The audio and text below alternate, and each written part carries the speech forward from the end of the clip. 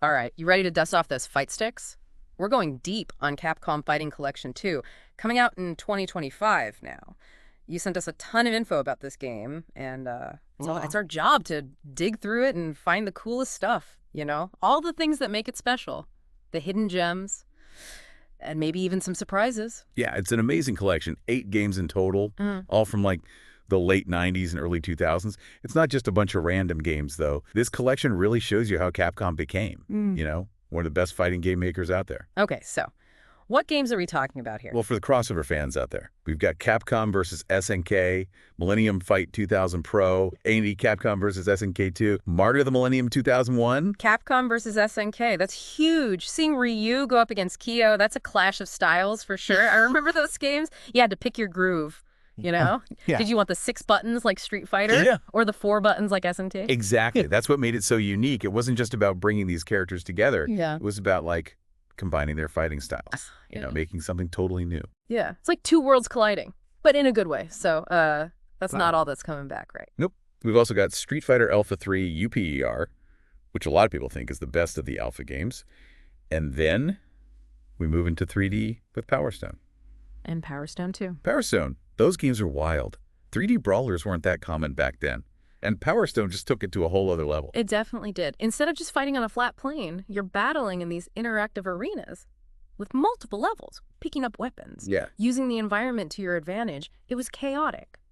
Really different. And don't forget about the Power Stones themselves. Yeah. You collect those to transform. Yeah. Become super powerful. That added a whole other layer of strategy. Absolutely. It made you move around more, be more aggressive. You had to take risks to get those power-ups. Speaking of risks, this collection isn't afraid to show off some of Capcom's, less popular games. We've got Project Justice, which is the sequel to Rival Schools. That one was super over the top, like an anime fighting game. And then there's Plasma Sword, Nightmare of Bilstein. Plasma Sword. Now that's a deep cut. A 3D fighting game, set in space, with giant robots and energy swords. It wasn't a huge hit, but it shows how Capcom was willing to try new things. Yeah, like they were saying, we can do 2D, we can do 3D, we can even throw in giant robots, let's see what works. And I think that's what makes this collection so interesting, that willingness to experiment, to push the boundaries. It shows how creative Capcom was and how much they influence fighting games. It's like looking at the history of fighting games and seeing how Capcom changed things with each new game. But let's be real, some of those collections, like the one in 2022, they didn't sell that well. Why do you think that is? Did Capcom learn anything from that? That's a good question. I think the 2022 collection, it was good, but maybe it was missing something, something to really get people excited. It had mostly 2D fighters, which are great for hardcore fans, but maybe not for everyone this time around. They have games like Power Stone and Capcom vs. SNK. Those might appeal to a wider audience because they offer different kinds of gameplay. So it's about finding a balance between making the hardcore fans happy and appealing to people who might want something different, something a bit more chaotic, maybe. Exactly, and that's where Power Stone shines. It's 3D arena brawling, pure madness. Yeah. Anyone can pick it up and have fun, even if they don't know much about fighting games. Yeah, you don't need to be a combo master to throw a giant hamburger at your friend's face. Exactly. It's pure fun, but there's also a lot of depth to it. The items, the transformations, the stages themselves. It all adds up to something really unique. So we've got 2D fighters, 3D brawlers, giant robots in space. This collection is like a roller coaster ride through Capcom's history. It is. And it's not just about the games themselves. Capcom has also made them better for modern players. They've added things that make them more enjoyable, little quality of life improvements. That can make a big difference. You're talking about rollback netcode, right? That's a game changer for online play. I mean, lag can ruin a fighting game when you need to react in a split second. Absolutely. Rollback netcode makes online play smoother, more responsive, less frustrating. It's essential for any fighting game collection these days. It shows that Capcom understands what modern players want. Okay, so that's for the online players. What about those of us who prefer to play offline?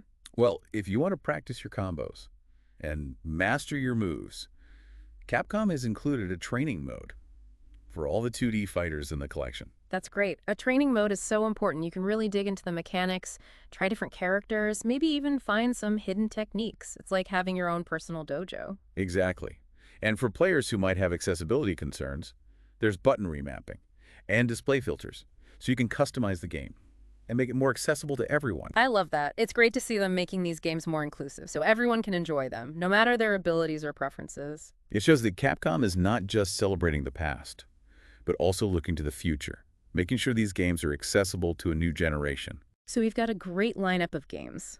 With modern features like rollback netcode and accessibility options, it sounds like this collection is more than just a trip down memory lane. It's like a celebration of Capcom's fighting games, but presented in a way that works for today's players. Exactly. And speaking of celebrating, we can't forget about the bonus content for the diehard fans and those who want to learn more about Capcom's history. There's a lot to discover. Okay, now I'm curious, what kind of bonus content are we talking about? There's an art gallery. Yeah. Tons of stuff. Design documents, concept art, even some artwork that's never been seen before. If you're interested in how these games were made, this is the place to be. Wow, so we get to see behind the scenes, like how the artists and designers came up with these characters and worlds. That's pretty awesome. Yeah. What else is there? And if you want to hear those classic tunes again, there's a music player. You can listen to the soundtracks from all the games. Nice. I can already hear those Street Fighter themes, the ones that get stuck in your head for days. But seriously, having access to the soundtracks is great. It really takes you back to the arcades. Yeah. Like a sonic time machine. You got it. Speaking of time machines, let's talk about when these games came out. Most of them were released between 1998 and 2004. That's a really important time for fighting games. Yeah, the genre was changing, evolving. People were trying new things. What were some of the big trends back then? One of the biggest was the move from 2D to 3D. You can see that in this collection. You've got classic 2D fighters like Street Fighter Alpha 3, and then you've got 3D games like Power Stone and Plasma Sword. That makes sense. Technology was changing so fast, and game developers wanted to use those new 3D graphics. But it wasn't just about the graphics, right? How did the gameplay change, too? Yeah, it wasn't just about looks. People were experimenting with new gameplay mechanics, like Power Stone. It introduced the idea of 3D arena brawlers, where movement and using the environment became really important. And then you have games like Capcom versus SNK, which combined different fighting styles to create something completely new. So it was a time of innovation. People were pushing the boundaries of what a fighting game could be. It's amazing to see how these games influenced the games we play today. Exactly. The ideas they came up with back then are still being used today, like Power Stone. It's focused on interactive environments and crazy multiplayer. You can see that influence in games like Super Smash Bros. And then Capcom versus SNK.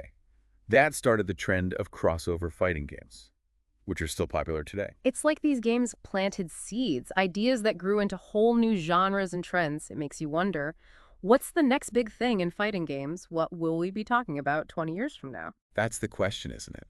Fighting games are always changing. Who knows what the future holds? Maybe we'll see fighting games combined with other genres, like RPGs or action-adventure games, or even virtual reality. There are so many possibilities. Okay, before we get too far ahead of ourselves, let's talk about Capcom Fighting Collection 2. We've talked about the games, the history, the bonus content, but what about the practical stuff? What platforms is it coming out on? Are there any special editions or pre-order bonuses? Good question. It's coming out on everything. Nintendo Switch, PlayStation 4, Xbox Series XS, and PC. So no matter what you play on, you can experience these classic games. That's awesome. I'm glad they're making it available to everyone. And what about special editions? Anything for the collectors out there? Yes, there is a collector's edition. It comes with the game. A beautiful art book with concept art and illustrations. And a soundtrack CD with music from the games. Wow, that's perfect for any Capcom fan. The art book and soundtrack, those are great additions. You can really immerse yourself in these games. Definitely. It's a great way to celebrate these classic games. So we've covered a lot. The games in Capcom Fighting Collection 2, the history behind them, the new features, and even the special edition. But there's one question we haven't answered yet. Out of all these games, which one are you most excited to play? That's a tough one. I love all these games for different reasons, but if I had to choose just one, I think it would be Capcom versus SNK 2. The roster's amazing, the gameplay is fast and exciting, and the music is incredible.